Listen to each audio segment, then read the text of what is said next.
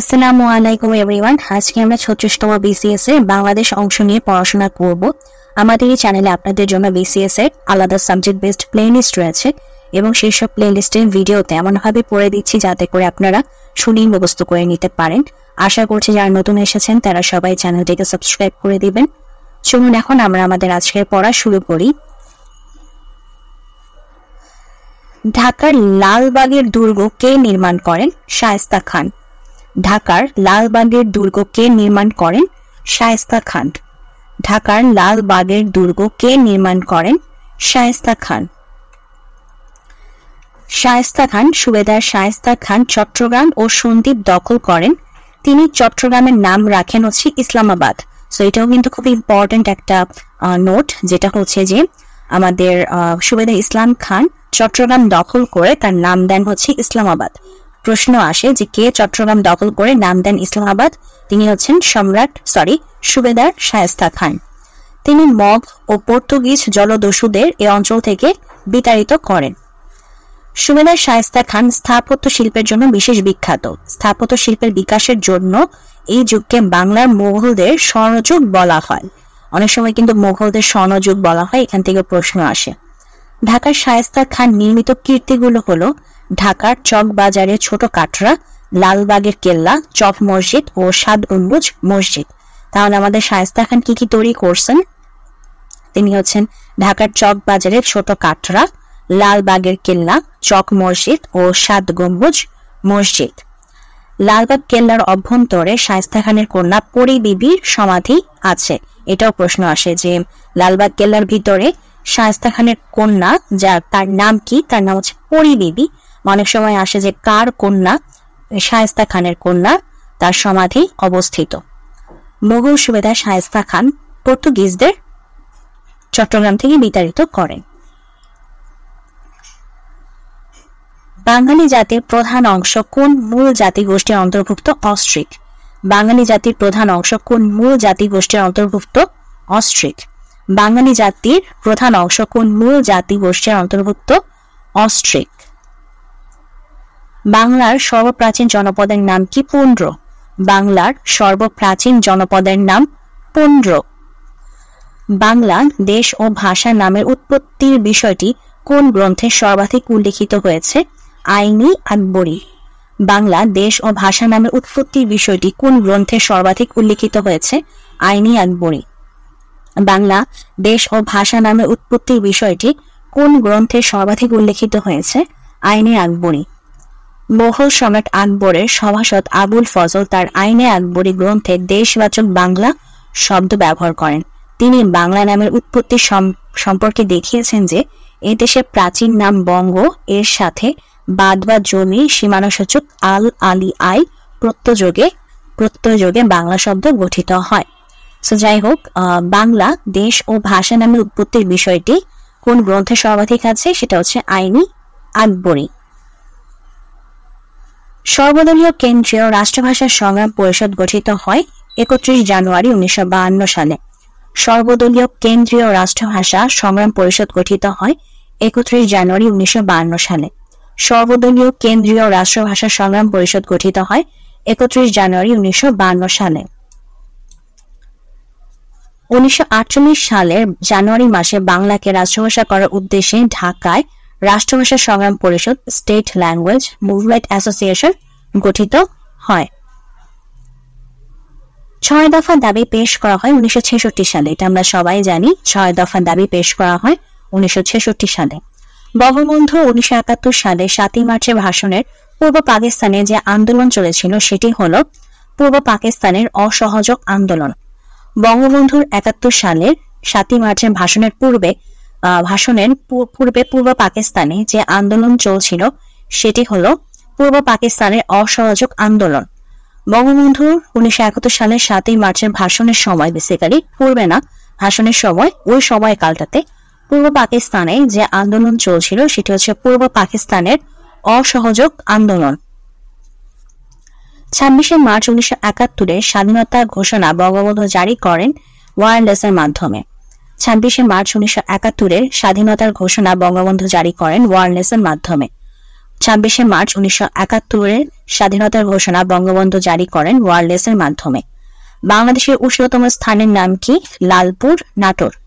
বাংলাদেশের উষ্ণতম স্থানের নাম লালপুর, নাটোর। বাংলাদেশের উষ্ণতম স্থানের নাম লালপুর, নাটোর। বাংলাদেশের জাতীয় পতাকা কবে গৃহীত হয়? 17 জানুয়ারি 1972। বাংলাদেশের জাতীয় পতাকা কবে গৃহীত হয়? 17 জানুয়ারি 1972। বাংলাদেশের জাতীয় পতাকা কবে গৃহীত হয়? 17 জানুয়ারি 1972। বাংলাদেশকে স্বীকৃতি প্রদানকারী প্রথম ইউরোপীয় দেশ হচ্ছে পূর্ব জার্মানি। বাংলাদেশকে স্বীকৃতি প্রদানকারী প্রথম ইউরোপীয় দেশ পূর্ব জার্মানি। বাংলাদেশকে স্বীকৃতি প্রদানকারী প্রথম ইউরোপীয় দেশ পূর্ব জার্মানি। বাংলাদেশের বৃহত্তর জেলা কয়টি? 19টি। বাংলাদেশের বৃহত্তর জেলা হচ্ছে 19টি। বাংলাদেশের বৃহত্তর জেলা 19টি। কোন রাষ্ট্রীয় অনুষ্ঠানে জাতীয় সঙ্গীতের কত চরণ বাজানো হয়? প্রথম 4 চরণ। কোন রাষ্ট্রীয় অনুষ্ঠানে জাতীয় সঙ্গীতের কত চরণ বাজানো হয়? প্রথম 4 চরণ। একনেকের চেয়ারম্যান বা সভাপতিকে? প্রধানমন্ত্রী। একনেকের চেয়ারম্যান বা সভাপতি হচ্ছেন প্রধানমন্ত্রী। একনেকের চেয়ারম্যান বা সভাপতি হচ্ছেন প্রধানমন্ত্রী। অগ্নিস্বর কি ফসলের উন্নত জাত? কলা। অগ্নিস্বর কি ফসলের উন্নত জাত? কলা। অগ্নিস্বর কি ফসলের উন্নত জাত? কলা। বর্তমান সময়ে বাংলাদেশ সরকারের বড় অর্জন আছে, এটা এখন না, এটা কারেন্ট অ্যাফেয়ার্সে। বাংলাদেশের রোপা আমন ধান কাটা হয় অগ্রহায়ণ পৌষ মাসে। বাংলাদেশের রোপা আমন ধান কাটা হয় অগ্রহায়ণ পৌষ মাসে। বাংলাদেশের রোপা আমন ধান কাটা হয় অগ্রহায়ণ পৌষ মাসে। বাংলাদেশে উৎপন্ন ধানকে প্রধানত আউশ, আমন, বোরো এই 3 ভাগে ভাগ করা হয়।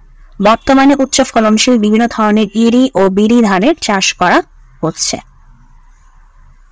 সুন্দরবনের কত শতাংশ বাংলাদেশের ভৌগোলিক সীমার মধ্যে পড়েছে? 62%। সুন্দরবনের কত শতাংশ বাংলাদেশের ভৌগোলিক সীমার মধ্যে পড়েছে? 62%। সুন্দরবনের কত শতাংশ বাংলাদেশের ভৌগোলিক সীমার মধ্যে পড়েছে? 62%। এমডিজি এর অন্যতম লক্ষ্য কি? ক্ষুধা ও দারিদ্র্য দূর করা। এমডিজি এর অন্যতম লক্ষ্য ক্ষুধা ও দারিদ্র্য দূর করা। এমডিজি এর অন্যতম লক্ষ্য ক্ষুধা ও দারিদ্র্য দূর করা। বাংলার 76-এর মন্বন্তরের সময়কাল হচ্ছে 1770 খ্রিস্টাব্দ। বাংলার 76-এর মন্বন্তরের সময়কাল 1770 খ্রিস্টাব্দ। বাংলার 76-এর মন্বন্তরের সময়কাল 1770 খ্রিস্টাব্দ। তত্ত্বাবধায়ক সরকার ব্যবস্থা সংবিধানের কততম সংশোধনীর মাধ্যমে করা হয়েছে? 15তম। তত্ত্বাবধায়ক সরকার ব্যবস্থা সংবিধানের কততম সংশোধনীর মাধ্যমে করা হয়েছে? 15তম। তত্ত্বাবধায়ক সরকার ব্যবস্থা সংবিধানের কততম সংশোধনীর মাধ্যমে করা হয়েছে?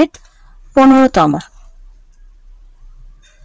বাংলাদেশের জাতীয় সংসদ কয় কক্ষ বিশিষ্ট? 1 কক্ষ। বাংলাদেশের জাতীয় সংসদ কয় কক্ষ বিশিষ্ট? 1 কক্ষ। বাংলাদেশের জাতীয় সংসদ কয় কক্ষ বিশিষ্ট? 1 কক্ষ। বাংলাদেশের জাতীয় সংসদের প্রতীক হচ্ছে শাপলা ফুল, এটা একটু জেনে রাখবেন। বাংলাদেশের জাতীয় সংসদের প্রতীক হচ্ছে শাপলা ফুল। ভারতের কতটি ছিটমহল বাংলাদেশের ভৌগোলিক সীমার মধ্যে অন্তর্ভুক্ত রয়েছে? 111টি। ভারতের কতটি ছিটমহল বাংলাদেশের ভৌগোলিক সীমার মধ্যে অন্তর্ভুক্ত রয়েছে? 111টি। ভারতের কতটি ছিটমহল বাংলাদেশের ভৌগোলিক সীমার মধ্যে অন্তর্ভুক্ত রয়েছে? 111টি। বাংলাদেশের প্রথম আদমশুমারি হয় 1974 সালে। বাংলাদেশের প্রথম আদমশুমারি হয় 1974 সালে। বাংলাদেশের ভৌগোলিক অবস্থান হচ্ছে 88°01' থেকে 92°41' পূর্ব দ্রাঘিমাংশে।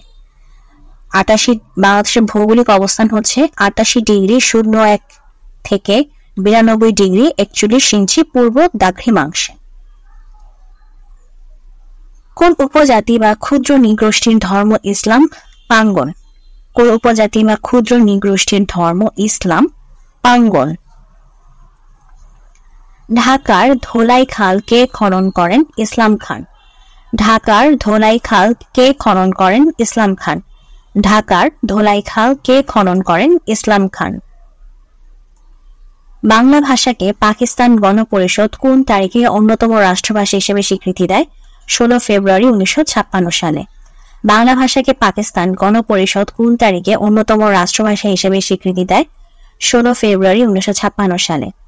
বাংলা ভাষাকে পাকিস্তান গণপরিষদ কোন তারিখে অন্যতম রাষ্ট্রভাষা হিসেবে স্বীকৃতি দেয়? 16 ফেব্রুয়ারি 1956 সালে। মুক্তিযুদ্ধকালীন কোন তারিখে বুদ্ধিজীবীদের উপর ব্যাপক হত্যাকাণ্ড সংঘটিত হয়েছিল? 14 ডিসেম্বর 1971। মুক্তিযুদ্ধকালীন কোন তারিখে বুদ্ধিজীবীদের উপর ব্যাপক হত্যাকাণ্ড সংঘটিত হয়েছিল? 14 ডিসেম্বর 1971। মুক্তিযুদ্ধকালীন কোন তারিখে বুদ্ধিজীবীদের উপর ব্যাপক হত্যাকাণ্ড সংঘটিত হয়েছিল? 14 ডিসেম্বর 1971। শুভনং ঝর্ণা কোন জেলায় অবস্থিত? রাঙ্গামাটি। শুভনং ঝর্ণা কোন জেলায় অবস্থিত? রাঙ্গামাটি। শুভনং ঝর্ণা কোন জেলায় অবস্থিত? রাঙ্গামাটি। তো আমাদের আজকের সমাধানটি এখানেই শেষ হয়ে যাচ্ছে। যদি ভিডিওটি ভালো লেগে থাকে অবশ্যই ভিডিওতে লাইক দিবেন, চ্যানেলটিকে সাবস্ক্রাইব করবেন। ভালো থাকবেন।